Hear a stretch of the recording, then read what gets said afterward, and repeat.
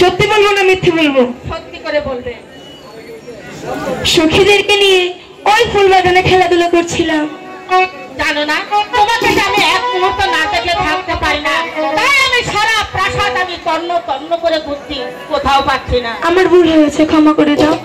ঠিক আছে, এবার চলো, স্নান করবে, খাবে, তারপর স্কুলে যাবে। কেমন? মা, তোমার সঙ্গে না আমার জরুরি কিছু কথা ছিল। ঠিক আছে, বলো কি বলতে চাও। আগে বলো তুমি কথাটি রাখবে। এমন কি কথা তুমি আমাকে বলবে যে আমি রাখবো না? তুমি বলো।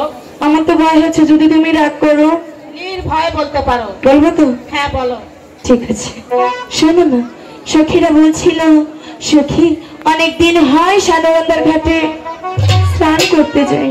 না, ওই সানবন্দার ঘাটে আমি তোমাকে কিছুতেই যেতে দেব না। যেতে দাও না মা। যাবো, আসবো। শোনো, তুমি এখন ছোট, ওই নদীতে অনেক জল, তুমি এখন সাঁতার জানো না, তাই আমি তোমাকে কিছুতেই যেতে দেব না। আমি বেশি জলে নামবো না মা। না, তোমার কোনো কথাই আমি শুনবো না, আমি তোমাকে যেতে দেবো না। একটু দাও না, না একটু।